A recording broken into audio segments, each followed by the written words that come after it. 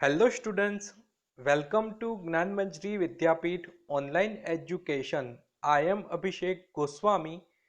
I hope that you all are fine and safe at your home. So in the last lecture we have discussed about work of the water. I hope you understood very well about this topic.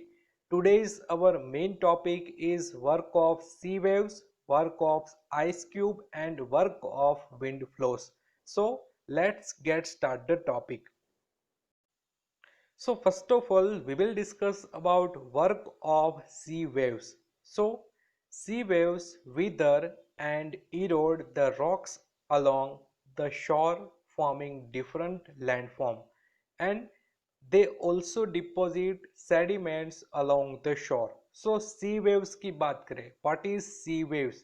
जो भी हम sea में देखते हैं, जो भी waves आती है जिसको हम कहेंगे sea waves, तो ये क्या करती है? Sea waves wither, it means break down into small pieces. जो भी बड़े बड़े rocks है, जो भी landform है, इसको wither करेंगी. Wither means break down. उसको छोटे छोटे स्मॉल पार्टिकल में डिवाइड करेंगी, ब्रेक डाउन करेंगी, जिसको हम कहेंगे weather. So sea waves weather and erode the rocks along the shore, means जो भी सी एरिया है वहां पर, देन फॉर्मिंग डिफरेंट लैंडफॉर्म, जिससे डिफरेंट लैंडफॉर्म का फॉर्मेशन होता है.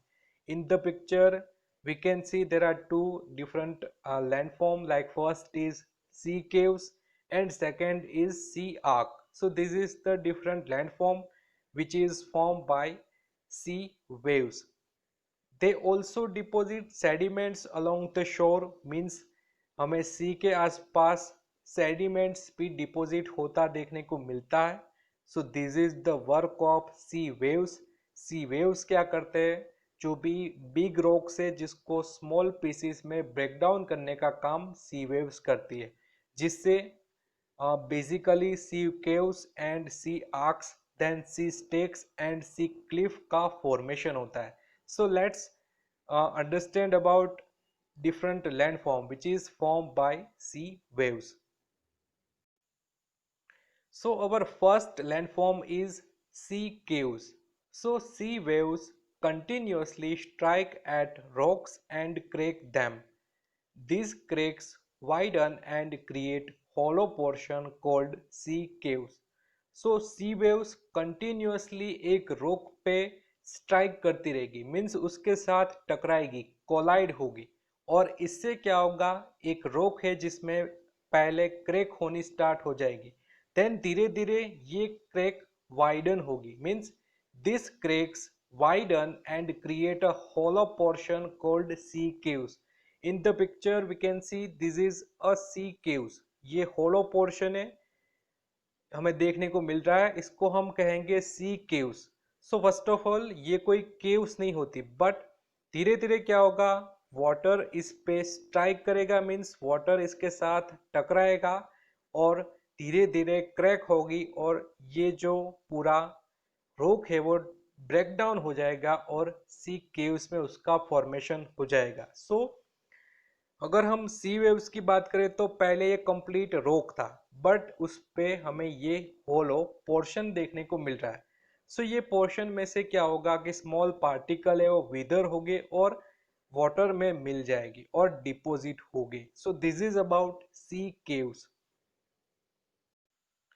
Then second landform is sea arcs. So over time the waves wither the inside of the cave and only the roof is left. These are called sea arcs. So यहाँ पर हम figure में देख सकते हैं, in the picture we can see this is a sea arc. In this two picture, here we have one difference. यहाँ पर हमें कंप्लीट एक राउंड फॉर्मेशन देखने को मिल रहा है, मीन्स यहाँ पर राउंड का फॉर्मेशन हो रहा है, और यहाँ पर राउंड नहीं है बट एक ट्रायंगुलर सा शेप हमें देखने को मिल रहा है. So this is the difference between sea caves and sea arch. यहाँ पर क्या होगा? यहाँ पर रूफ वाला पार्ट भी होगा, अपर वाला पार्ट, और लोअर वाला पार्ट, बेस वाला पार्ट भी हमें देखने को मिल रहा है और इसी के कारण यहाँ पर राउंड का फॉर्मेशन हो रहा है। बट यहाँ पर बात करें सी आर्क में, रूफ वाला पार्ट है बट नीचे का जो बेस वाला पार्ट है ये मिसिंग है और इसी के कारण इसको हम कहते हैं sea arch. So very important, in the sea caves we can find a hollow portion, mean round portion, but in the sea arcs we can see triangular portion. So over the time the waves wither the inside of the cave and only the roof is left. So सबसे पहले क्या होगा, एक complete rock है जहाँ पर continuously sea wave strike करेगा और वहाँ पर sea cave का formation करेगा। Then ज़्यादा टाइम चला जाएगा, ओवर द टाइम क्या होगा, ये सी केव्स में सी आर्क हो जाएगी। Mean sea cave is converted into sea arch. ये जो बेस वाला पार्ट है ये भी धीरे धीरे मिसिंग होता जाएगा और लास्ट में हमें सी आर्क का फॉर्मेशन देखने को मिलेगा। Then third landform is sea stacks. So soon the roof too is broken and only the walls are left. These are called sea stake. So सबसे पहले हमने क्या देखा था कि एक कंप्लीट केव्स थी, उसका रूफ भी था और उसका बेस भी था और ये एक हमें देखने को मिल रहा था और दोनों के बीच में होलो पोर्शन था। बट ज्यादातर विदरिंग होने के कारण, सी वेव्स के कारण क्या होगा, only roof is left and base is missing. So इस फॉर्मेशन को हमने कहा था सी आर्क, कि जहां पर रूफ प्रेजेंट है और बेस मिसिंग है। बट सी स्टेक की बात करें तो ज्यादातर वाटर फ्लो के कारण रूफ वाला पार्ट भी टूट जाता है, ब्रेक डाउन हो जाएगा और ओनली हमें ये दो वॉल देखने को मिलेगी और यही दो वॉल को हम कहेंगे sea stack. So this is the third landform formation by the sea waves. Then fourth important landform is sea cliff. Sea waves also erode the base of the land on the shore, forming a steep rocky coast called a sea cliff. So what is sea cliff? तो in this picture हम देख सकते हैं ये land part है और यहाँ पर जो लैंड पार्ट है ये इरोड होता हमें देखने को मिलता है। फर्स्ट ऑफ ऑल ये लैंड पार्ट कंप्लीट होगा बट विदरिंग के कारण हम देख सकते हैं यहाँ पर इरोड होता देखने को मिलेगा। So this is a sea cliff. Sea waves also erode the base of the land on the shore, forming a steep rocky coast. It is known as sea cliff. So in this video we have discussed about work of the sea waves. So we have seen there are four landforms generally formed by the work of sea waves. First is sea caves, second is sea arcs, and third is sea stake, and fourth is sea cliff. So I hope you understood about this topic. Then let's move to next topic, work of ice. So glacier are rivers of ice that wither rocks and erode and deposit sediments that form different landform. So ice की बात करें generally हम उसको कहते हैं बर्फ, and बर्फ में भी हम बात करें तो उसकी रिवर्स होती है, ये भी एक वाटर के ऊपर फ्लोट हो गए जिसको हम कहेंगे glacier. So glacier are the rivers of ice. Ice की नदी, जनरली हम बात करेंगे आइस की नदी जिसको हम कहेंगे glacier. So glacier wither rocks and erode and deposit sediments that form different landform.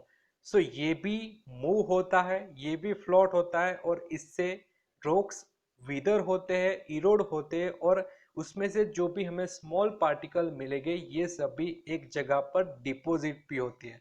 So this is the work of ice. So first work of the ice is glacial lake.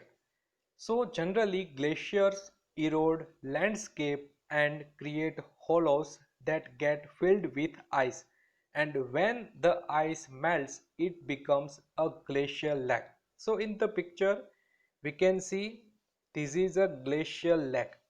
Generally क्या होता है, कोई भी land है उस पे हमें ice देखने को मिलती है, बट क्या होगा कि glacier is a rivers of ice. So ये क्या करेगा, कोई भी लैंडस्केप है उसको इरोड करेगा. और यहाँ पर हम देख सकते हैं, यहाँ पर एक होलो सा प्लेस हमें देखने को मिल रहा है. यहाँ पर क्या होगा, आइस जमा होगी, बट धीरे धीरे क्या होगा, टेम्परेचर बढ़ेगा. When ice melts it becomes a glacial lake. Means यहाँ पर टेम्परेचर बढ़ेगा और धीरे धीरे ये मेल्ट होगा, और आइस मेल्ट होता है तो जनरली वाटर का फॉर्मेशन होता है.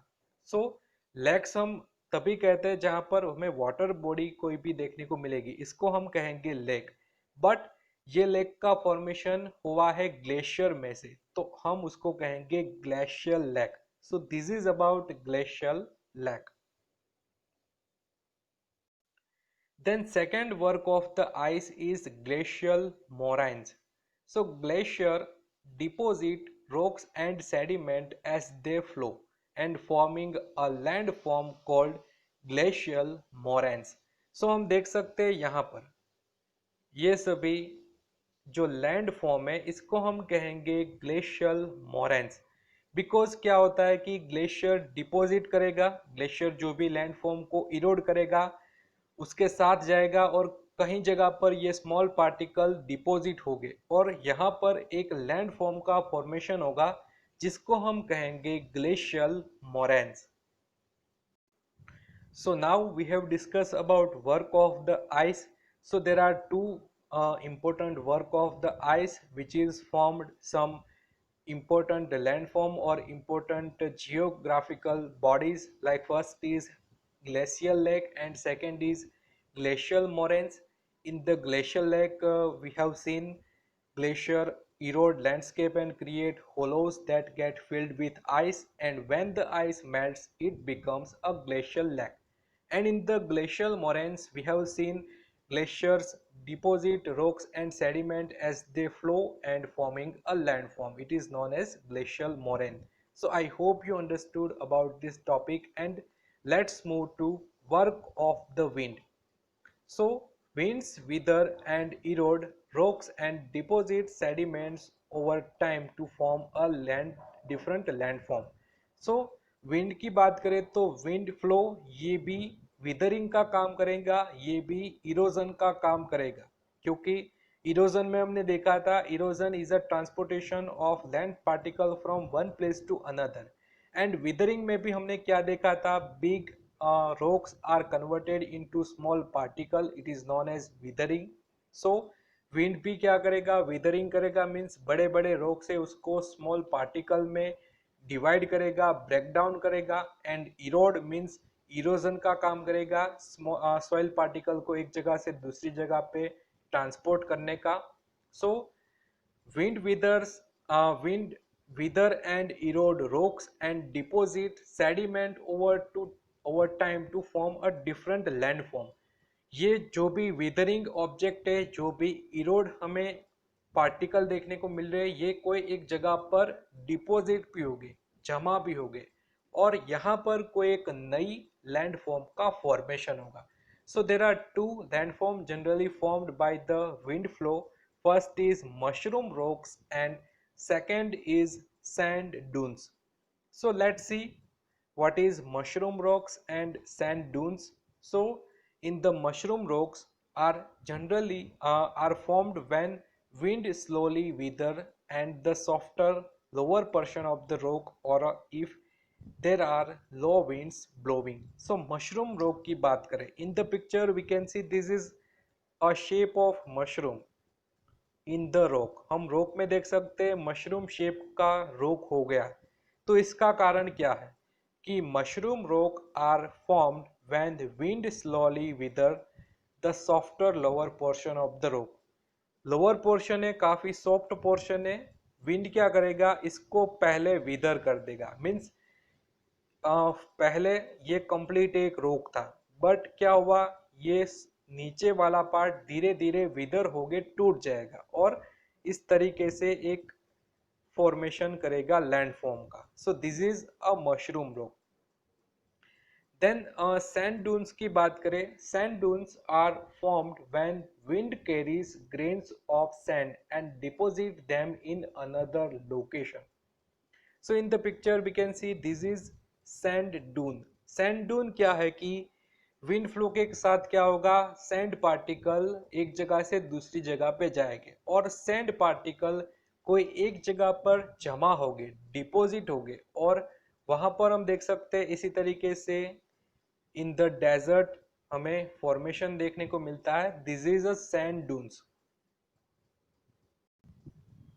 So in this video we have discussed about three important topics like work of the sea waves, then second is work of the ice, and third is work of the wind. So I hope you understood very well about this topic, and if you have any doubt regarding this topic you can ask me anytime. So in this video we have discussed uh, there are many landforms in our earth and which is generally formed by exogenic forces like force like water flow, then sea waves, then ice and wind flow. These all exogenic forces generally form different landform in our earth.